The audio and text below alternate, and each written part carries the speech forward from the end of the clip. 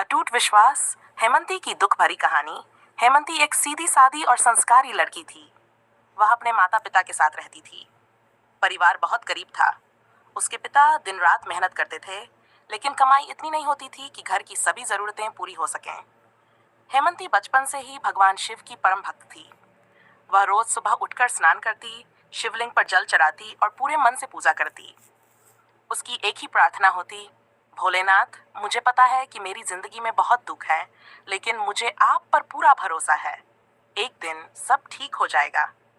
समय के साथ घर की परेशानियां बढ़ती गई। पिता पर कर्ज चढ़ गया।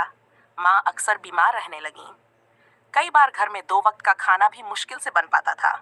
इन सब के बावजूद हेमंती कभी भगवान शिव की पूजा करना नहीं छोड़ती थी, लेकिन लोग उसका मजाक उड़ाते थे। एक दिन उसकी एक रिश्तेदार ने कहा, हेमंती, तू रोज मंदिर जाती है, इतनी पूजा करती है, फिर भी तेरे घर की हालत नहीं सुधरी। क्या फायदा ऐसी पूजा का? हेमंती ने मुस्कुराते हुए जवाब दिया, मैं भगवान की पूजा सौदा करने के लिए नहीं करती। मुझे विश्वास है कि भोलेनाथ जो करेंगे सही समय पर करेंगे। एक दिन उसके पिता का काम भी छूट गया। घर की हालत और खराब हो गई। कई रातें ऐसी बीतीं जब पूरा परिवार भूखा सोया। हेमंती अपने कमरे में बैठकर चुपचाप रोती, लेकिन अगले दिन फिर मंदिर जाकर भगवान शिव के सामने सिर झुका देती। एक रात उसने भगवान शिव से कहा, भोलेनाथ, मैं दुखों से नहीं डरती, बस मेरे परिवार को संभाल लीजिए। मुझे आप पर आज भी उतना ही भरोसा है जितना पहले था। उसने हार नहीं मानी। पढ़ाई के साथ साथ छोटे बच्चों को ट्यूशन पढ़ाना शुरू कर दिया। धीरे धीरे कुछ पैसे आने लगे। उसी दौरान उसे एक प्रतियोगी परीक्षा की जानकारी मिली। उसने पूरी मेहनत से तैयारी की। कई लोगों ने कहा, गरीब लोग बड़े सपने नहीं देख सकते, लेकिन हेमंती को अपने भोलेनाथ और अपनी मेहनत दोनों पर विश्वास था। कुछ महीनों बाद परीक्षा का परिणाम आया।